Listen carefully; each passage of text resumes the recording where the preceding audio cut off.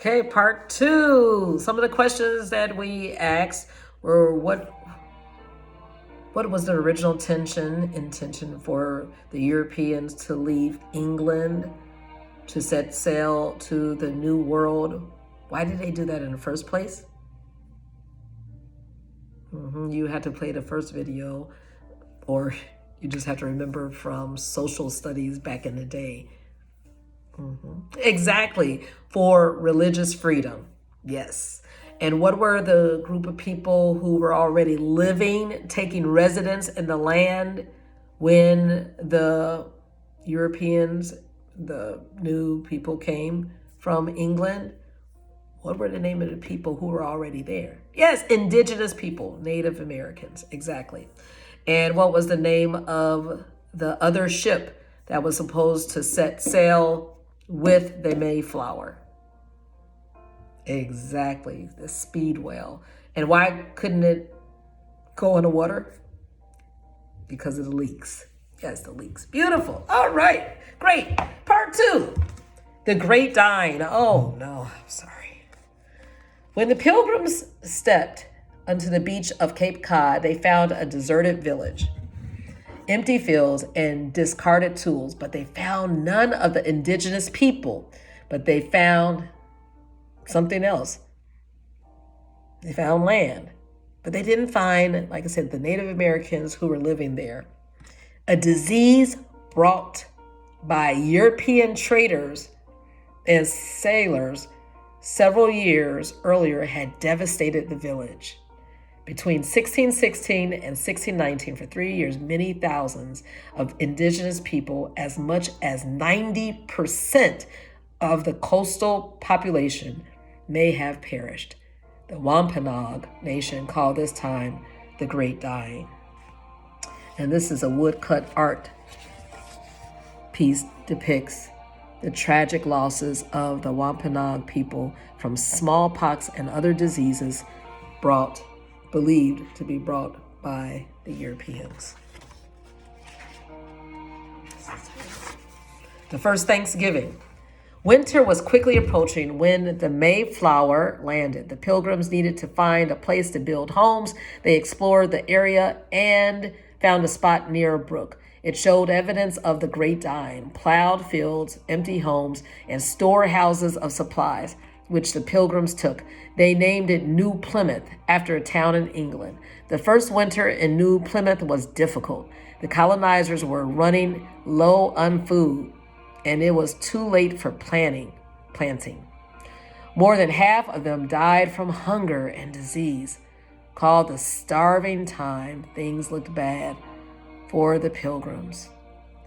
Pilgrims built New Plymouth on land that had once held a Wampanoag village. Let's see, can you see it? This picture.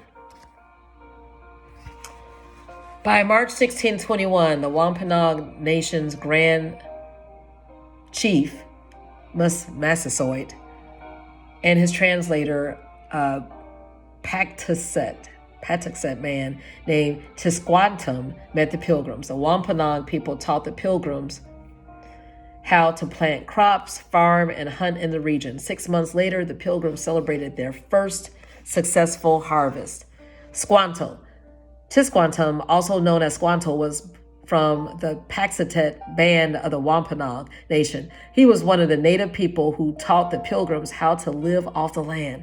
He was also one of the few native people who spoke the English language. Back in 1614, Tisquantum had been kidnapped by a group of English explorers and taken to England. He learned English during his enslavement. Tisquantum returned to Massachusetts in 1618, only to find that his village had been deserted. Let me put a pause in there. Talking about learning something in prison, I thought this was so beautiful. Northwestern University had its first graduation of scholars who were inmates. Was that Joliet Correctional Center? Yeah, it wasn't Danville, but the point is they graduated, I want to say approximately maybe 30.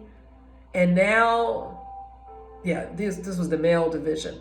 Now 30 young men have bachelor degrees from Northwestern, prestigious Northwestern, and several of them are in the process of applying to law school.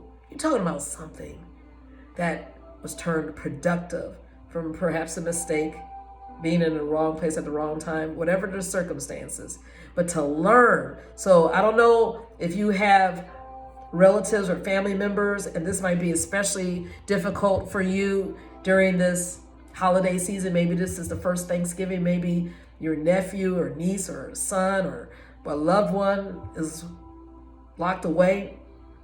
Send them books, send them information, encourage them to build upon whatever level they are at right now. Maybe they need literacy skills. Maybe they don't know how to read. I don't know. Maybe they already have a degree, but encourage them to go higher. So by the time they get out, remember Joseph was in prison and he eventually became governor of Egypt, second in command to Pharaoh. So that's what I'm saying is to make not only lemonade out of lemons, make those turkey sandwiches, make turkey salad, turkey soup, turkey, anything out of those leftover gizzards and stuffing from the turkey. Make something masterful.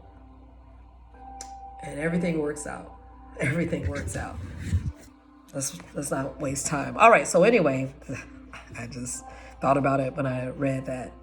The Paxatet people had died of the diseases brought by the Europeans. Only a few years later, the Pilgrims picked the same location to colonize. Oh my goodness, this looks like this might be a 3-part series. Harvest celebrations. The feast observed by the Pilgrims and Native Americans was not the first celebration of its kind. Communities around the world had celebrated successful harvests for many centuries. Ancient cultures, including the Egyptians, Greeks, and Romans, held special celebrations after a good growing season. It sure did. Lots of that art is displayed, or those pieces are displayed at the Art Institute if you want to see some locally. They gave thanks to their gods and goddesses. The Pilgrims celebrated Harvest Home in England, a day spent singing hymns, praying, and sharing baskets of food. Harvest celebrations have occurred throughout history and across cultures. You see this one? Let's take this page. In North America, indigenous communities honor the harvest with celebrations such as Harvest Moon, Green Corn, or Fruit Moon. The events included eating, dancing, and giving thanks. Fact, the Wampanoag are known as the people of the first light. They are the original inhabitants of what is now southeastern Massachusetts and eastern Rhode Island. Today, most Wampanoag people live on reservations in Massachusetts. That's wonderful. In 2007, members of the Wampanoag Nation celebrated official recognition of their tribe by the U.S. government. That's good. And even though their family, a lot of their ancestors passed because of disease, they were able to be resilient and to continue and to build upon tragedy. So a lot of our families have done that. And we thank those. Looking at pictures. I don't know if you did that yesterday, but looked at relatives and talked about great-great-grandparents and parents and grandparents who are no longer with us, and trying to fill in the holes and connect the dots and the lines as far as individual family trees and lineages. Well, continue to pursue that, but know that you are standing on the shoulders. You're sitting, because of so many sacrifices of loved ones. Now, let's do some great things while we can. And we're going to have a part 3. So I'm going to ask some questions for the next section. If we have time, I'm going to ask questions at the end. Okay. See you on the other side.